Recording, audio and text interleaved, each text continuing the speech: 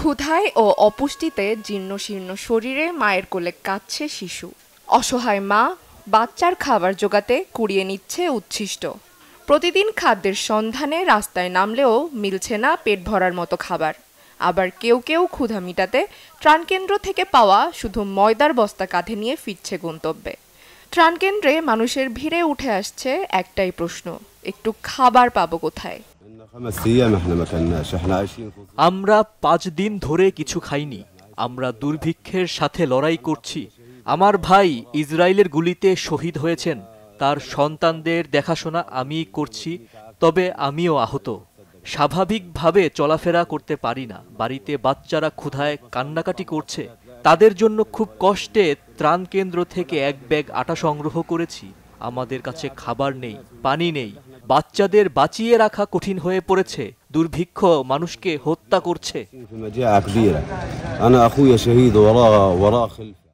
গাজায় দুর্ভিক্ষ আরও ব্যাপকভাবে ছড়িয়ে পড়বে বলে সতর্ক করেছে 100টিরও বেশি আন্তর্জাতিক সাহায্য সংস্থা এবং মানবাধিকার গোষ্ঠী।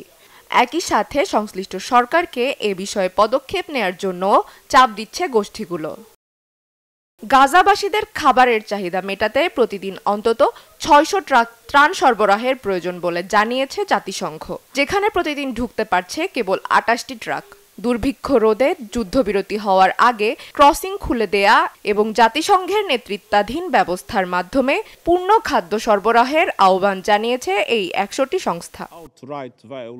এদিকে গাজা জুড়ে ব্যাপক দুর্ভিক্ষ ছড়িয়ে পড়ার সাথে সাথে গাজায় নিযুক্ত আন্তর্জাতিক সংস্থার কর্মীরাও অনাহারে এবং ইসরায়েলি বাহিনীর আক্রমণে প্রাণ হারাচ্ছে।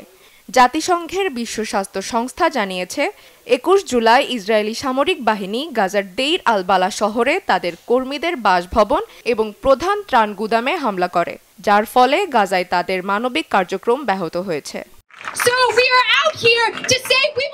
গাজায় ইসরায়েলের নির্যাতন, বর্বরতা আর অবরোধের কারণে সৃষ্ট দুর্ভিক্ষের প্রতিবাদে নিউ ইয়র্কে বিক্ষোভ করছে শত শত ফিলিস্তিনপন্থী বিক্ষোভকারীরা। একটাই দাবি তাদের, গাজায় অবিলম্বে অবরোধ প্রত্যাহার করা হোক। Chandrika Majumdar, Bangla vision news desk.